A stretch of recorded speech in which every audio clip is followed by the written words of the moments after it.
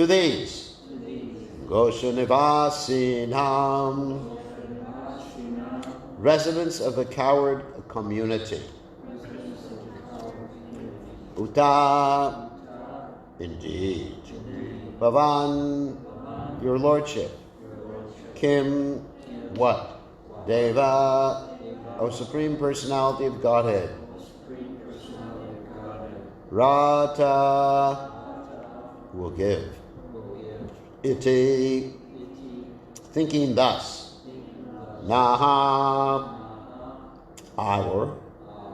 Chetaha, mind. Vishvapalat, and then the supreme source of all benedictions. Phalam, a reward. Twat, than you. Aparam, other. Kutra ape, anywhere. Ayat, considering. Muyate, becomes bewildered. Satveshat, by disguising herself as a devotee. Eva, indeed. Putana, the demoness Putana. Api, even. Sakula, along with her family members. Bakasura and Agasura.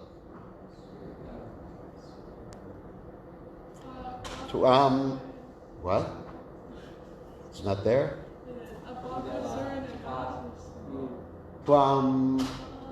You. Eva, certainly. Deva, O Lord. Apata, was made to attain. Yat, whose? Dhamma, homes. Arta, wealth. Surit, friends. Priya, dear relatives. Atma, bodies. Tanaya, children. Prana, life air. Ashyaha, and minds. Twatkrite, dedicated to you. Translation. My mind becomes bewildered just trying to think of what reward other than you could be found anywhere. You are the embodiment of all benedictions, which you bestow upon these residents of the coward community of Vrindavana. You have already arranged to give yourself to Putana and her family members in exchange for her disguising herself as a devotee. So what is left for you to give these devotees of Vrindavan, whose homes, wealth, friends, dear relations, bodies, children, and very lives and heart are all dedicated to you, only to you? She can repeat. My mind becomes bewildered. My mind becomes bewildered. Just trying to think of what reward. Other than you.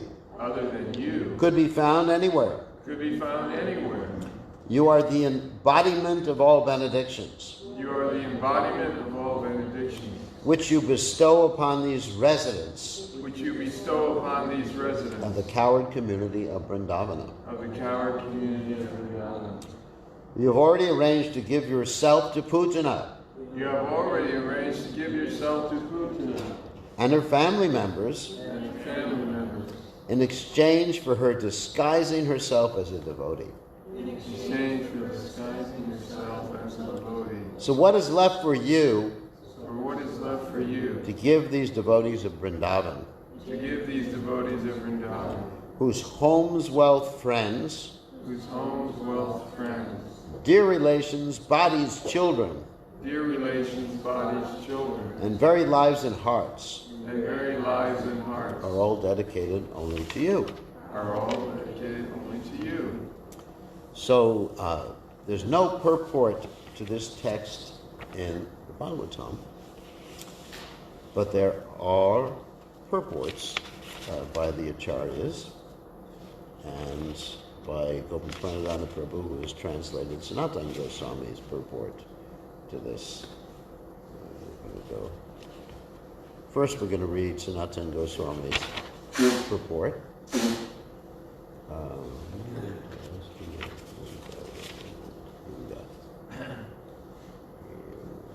Okay. It's not that long. So, Om Ganata Vidanda Shah Gananjana Shlakaya Chakshur and Meditam Yena Tasmai Shigurve Namaha. So, Sanatana Goswami in the Brihad Bhagavatamrita comments on this particular verse. Lord Brahma is amazed at the indescribable perfection of the Brajavasis, whose unique devotion makes completely indebted to them. But Krishna might ask, so it's interesting. So as we mentioned yesterday, Vishwanath Chakravarti Thakur sometimes in a very dramatic way puts words in Krishna's mouth to sort of illustrate a particular point. And of course he is completely in touch with Krishna, so he knows what Krishna says. So, but Krishna might ask, he's saying here, quote, how can I ever become insolvent, incapable of clearing a debt? In other words,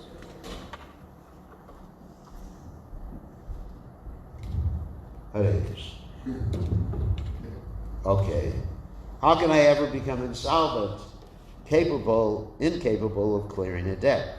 In other words, it says, Krishna is the Supreme Personality of Godhead, so how can Krishna become insolvent, which means bankrupt? Because as we know, Om Purnam Ada Purnam Idam, that the perfect Supreme Personality of Godhead is perfectly complete, and even though he gives so much, then he remains the complete whole. And each and every emanation that comes from him is complete and perfect in and of itself. After all, Vishwanath Chakravarti Thakur explains, he is all-powerful. Whatever a person requires from him, regardless of the situation, he should be able to give. In Brahma's opinion, however, Krishna cannot repay the Brajavasis properly, not even by giving them his own self. Actually, this is very similar to the statement when Krishna says to the gopis that there's no way I can repay you. So, just put it somewhere. There's no way I can repay you. You'll just have to be satisfied with your own devotion. Actually, that is the greatest payment. Putana was an envious demon who took pleasure in murdering babies. Disguised as a respectable lady, she entered the company of Krishna's devotees just to kill him. Yet she obtained Krishna as her son. In other words, Krishna gave himself to her. Krishna, however, might propose that he did more for the Brajavasis than merely give himself, because he gave himself to all their relatives as well. But this he did for Putana. Baka and Agga were her brothers, and other demons sent to Braj by Kamsa were her close friends. And true as it may be that the main cause of their salvation was their contact with Krishna, they achieved even that contact by virtue of being related to Putana. Wow. How favored then must Putana have been? So, of course, everybody knows the Putana story. Hopefully everybody knows the Putana story. Where Putana was a witch sent by Kamsa. She was called Khichari, not Kitchery. Kitchery means a witch that flies in the air on uprooted trees. And that's where in the West we have our broomsticks coming from. Because in India, the witches actually just took trees and uprooted them, and then there was the root, and that looked like a broomstick. And that's how they flew. And what? Is that the wood of holly? I don't know what wood they used. I have to check. I have to ask them. I have to check with them. If we got any witches around here. But that's how they did it. They flew in the air. That's called Ketchy. They flew in the air. So Putana flew in the air and appeared to the Brajavasis like the most beautiful lady because she was able to change her form and will. And she was able to suckle Krishna and give Krishna her breast milk. And she had poison smeared on her breast, and then Krishna just sucked out the poison and her life heirs and killed Putana. But because she actually had some maternal affection for Krishna. Now you may say, what do you mean she had some maternal affection for Krishna? Well, if we look at her past life, she was the sister of Bali Maharaj.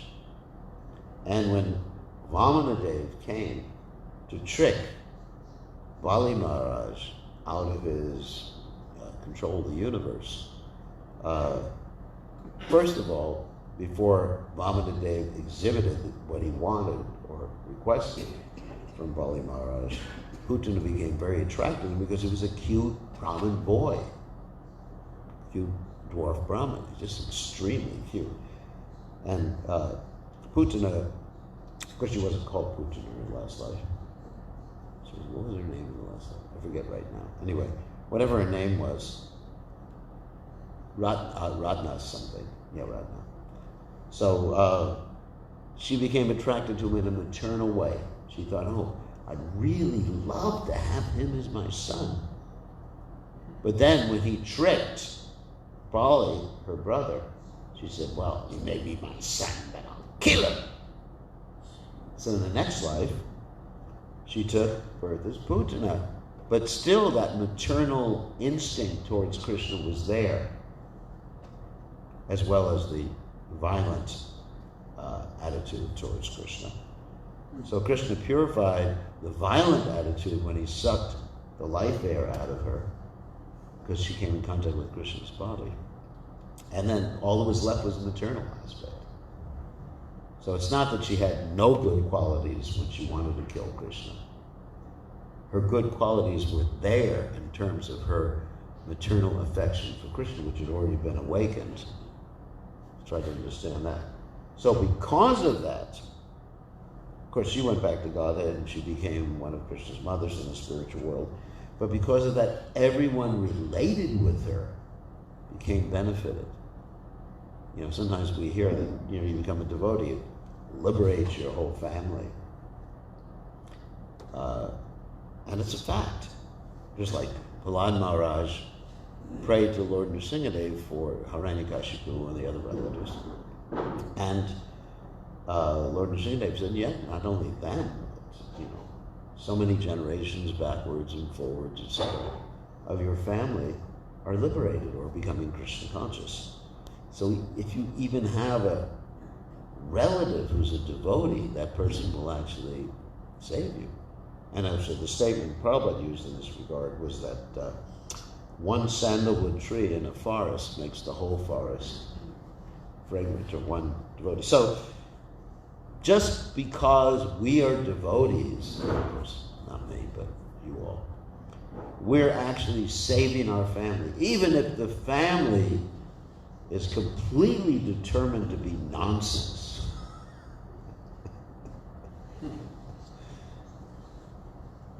You know, so of course this is how we usually preach to new people, you know.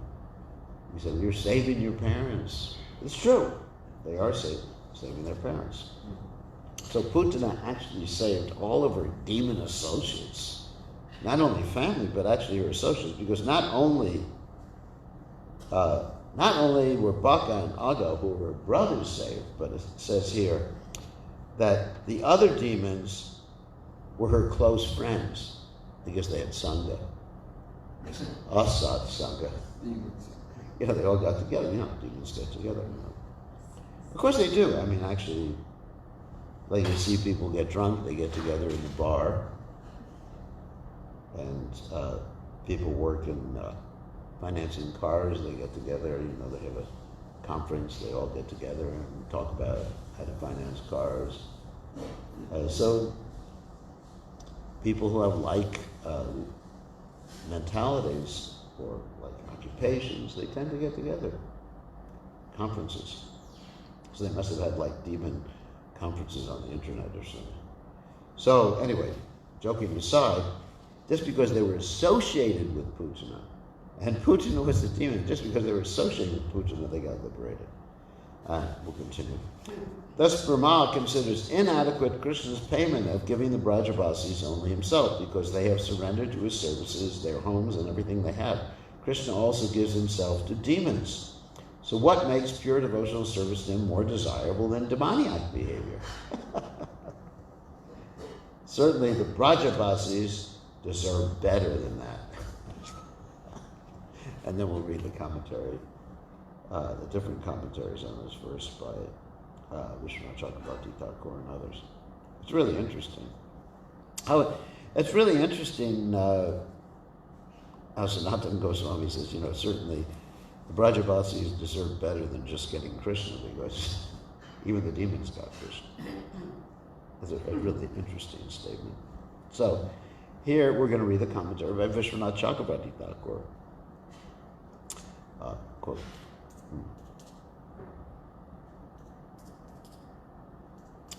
Perhaps you do not want to say if I can attain the dust of the feet of the inhabitants of Braj, but please answer one other thing that I am now asking. This is Lord Brahma. He's quoting Lord Brahma.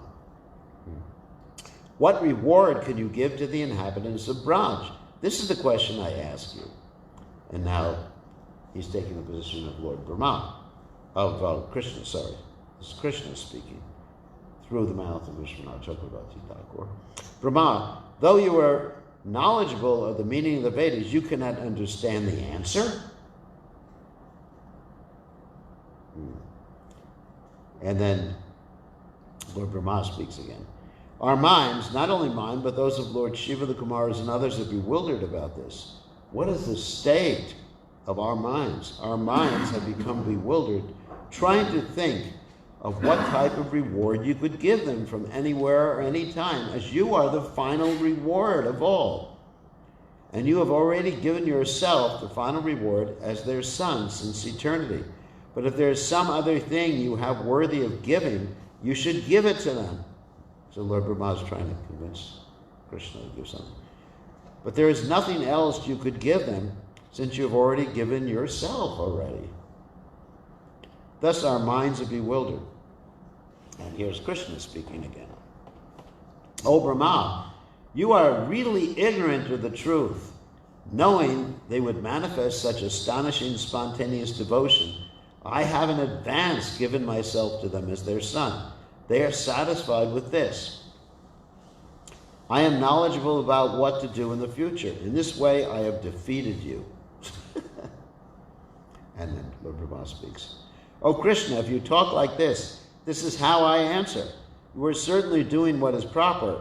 But though Putana was sinful, just by imitating a devotee, she and all of her family attained you personally.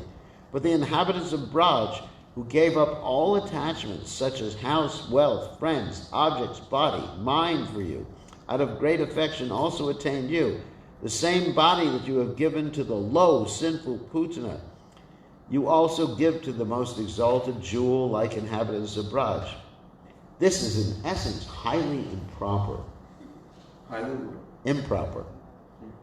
It's like, okay, let's say, I'll just give a mundane example. Let's say you have a criminal, someone who robs the temple. And so I just say to the criminal, he's robbed the temple, and then here's a devotee like Prabhu, and I treat them equally. Huh? Doesn't make sense. It's improper. If someone's robbed the temple, at least I'm going to call the police or at least chastise them. But if I give them the same respect I give a Prabhu, an older devotee, it's just like, what? What are you doing, Krishna? You got to give them something else. And Jiva Goswami says, that's the end of Vishwanath Chakravarti Thakur. He's quoting Lord Brahma. He does the same thing.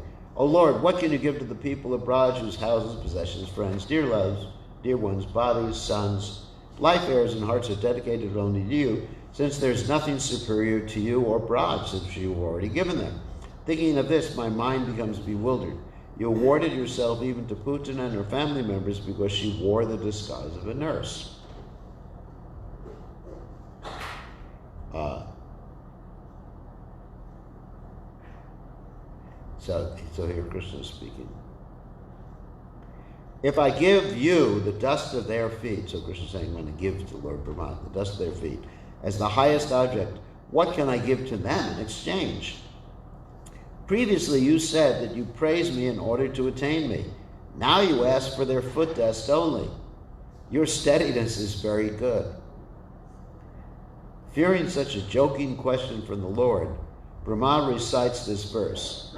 Asham indicates those people of Braj possessing glories. Uta indicates a question.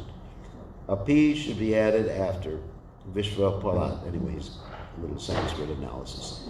There is no superior place to Braj.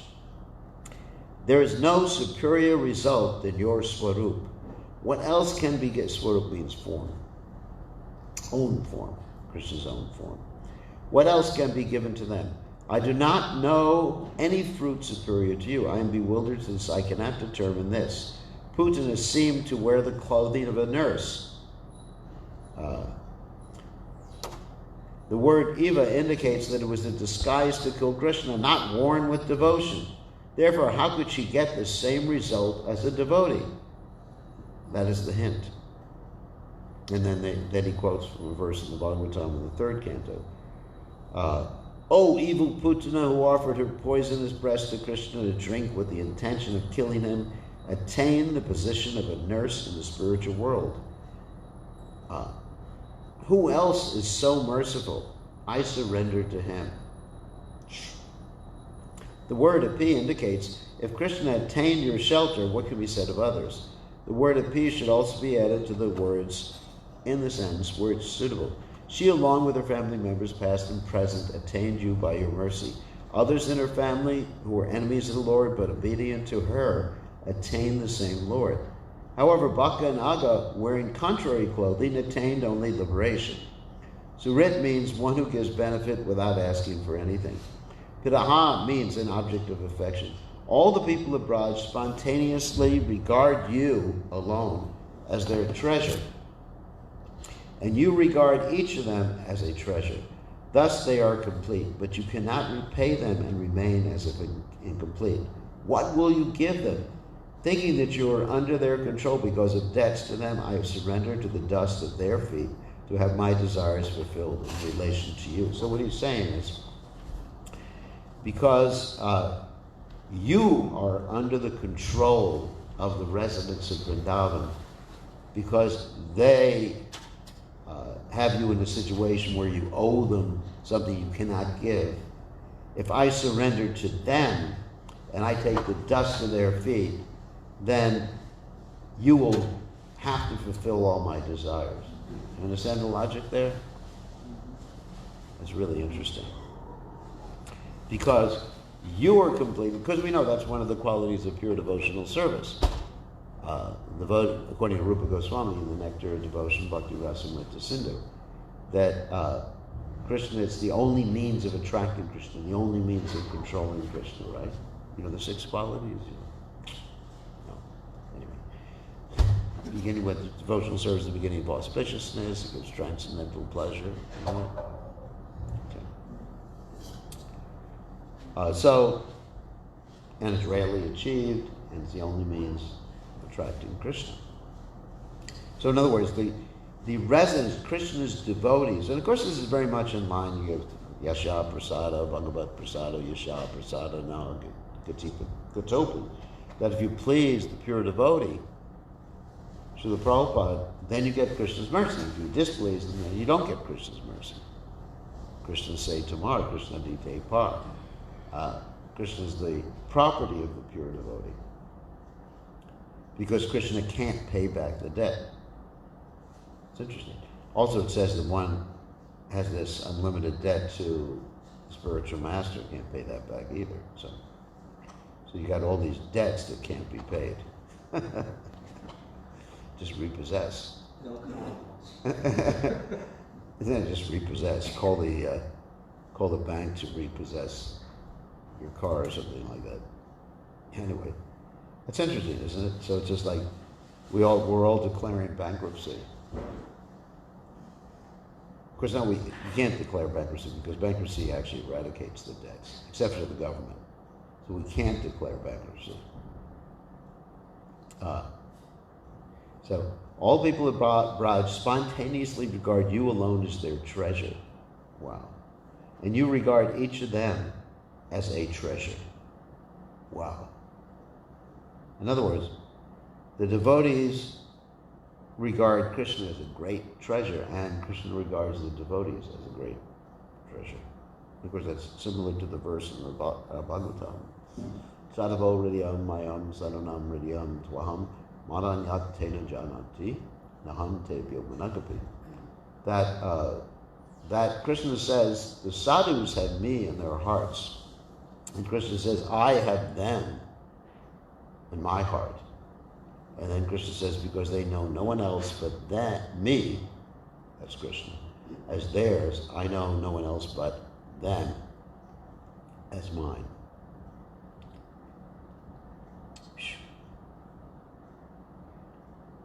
Thus they are complete, but you cannot repay them and remain as if incomplete. What will you give them? Thinking that you are under the control because of debts to them, I have surrendered. I'm repeating this because it's so important.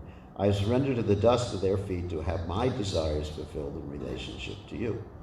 It should be understood that there is an unfailing bond between Krishna and the people of Braj.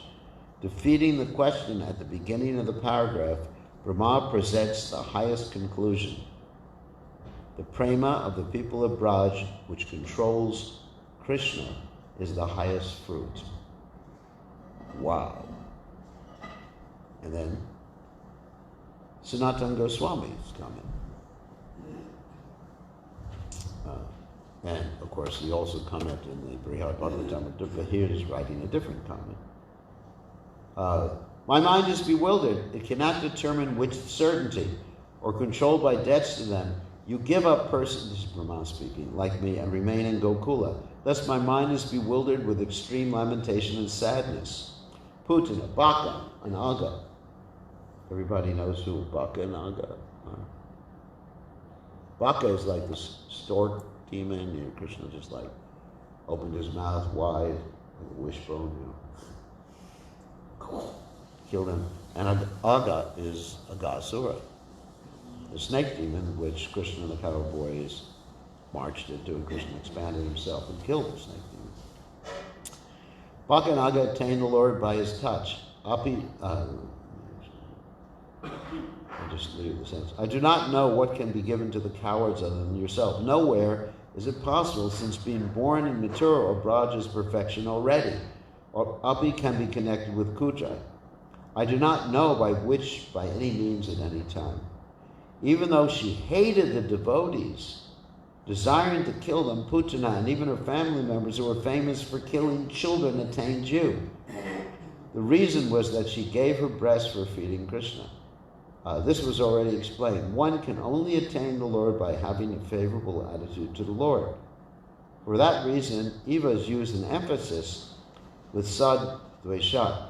She was made to attain Krishna by becoming non-different from him, by developing a favorable attitude to him. Being friendly, she must attain you. And the final paragraph. Should I give myself to the people of Braj along with my place and wealth? Is Krishna. They have given everything for serving. Oh, actually, that's Lord Brahma, sorry. Should I give myself to the people of Braj along with my place and wealth? They have given everything for serving you. If you give similar things to them, then you are not equal, showing gratitude.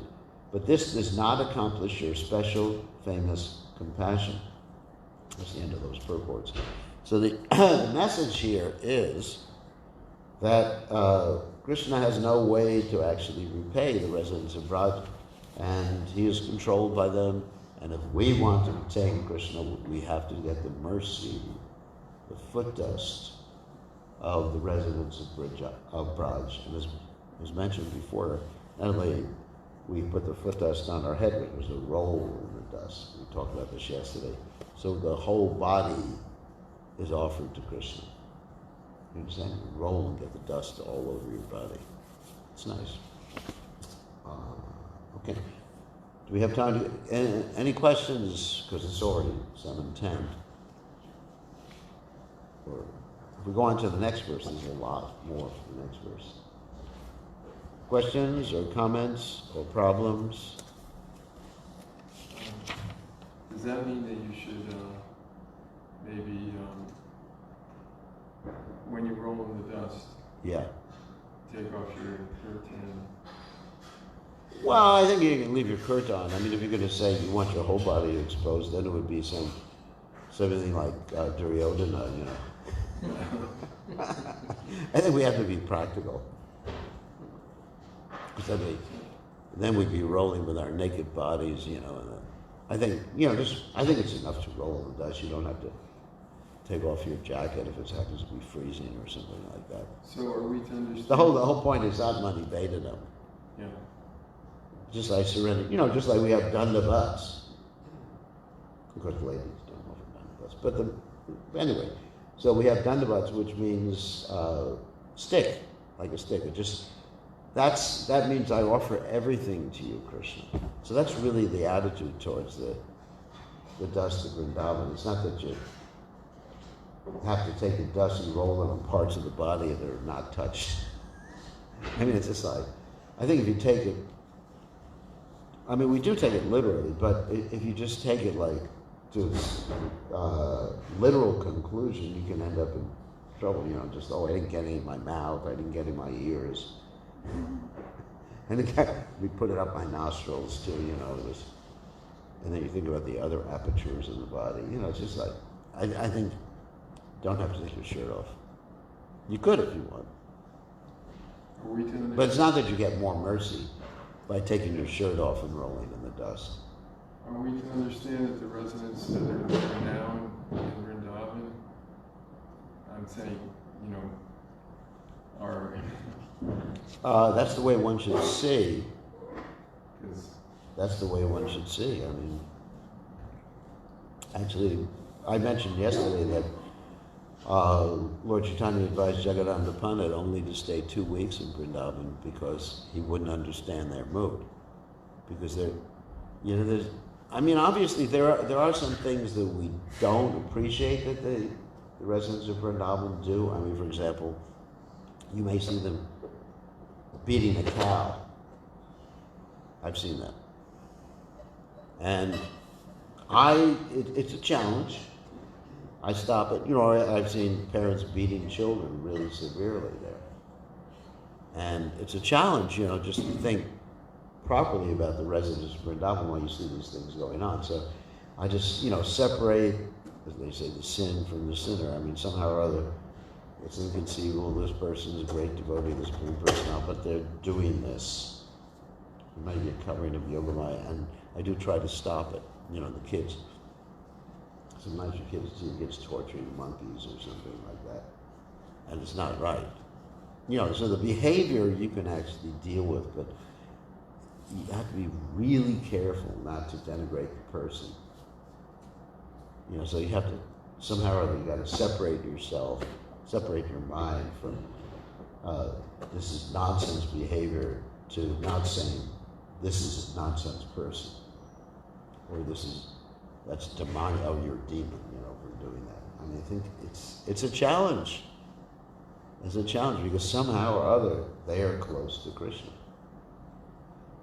I mean, like Putana.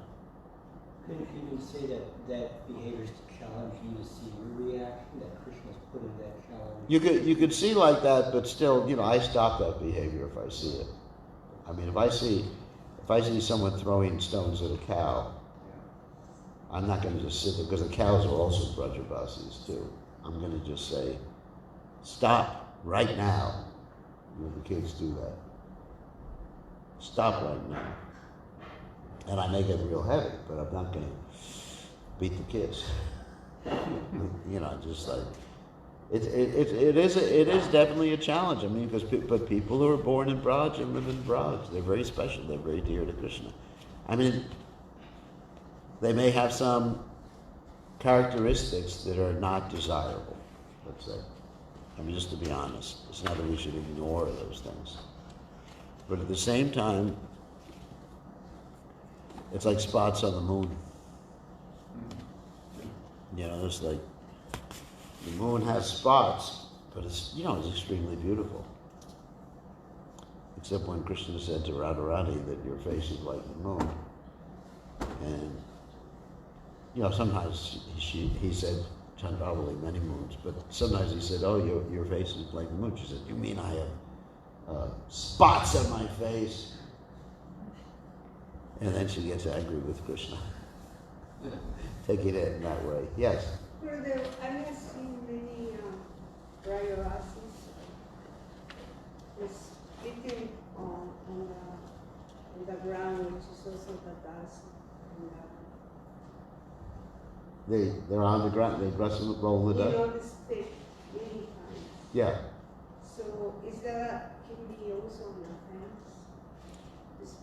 Spit on the Oh, dust spitting? in the- For us it is, yes. We shouldn't spit on the ground. But anyway, what can you do? Even when there were no toilets in Vrindavan, the devotees had to go and pass. Even Prabhupada, when he was living in the temples, there were no toilets when Prabhupada was in Radha Damodar temple or Vamsi Gopal temple. So I guess it depends on one's attitude too, But generally one should not spit.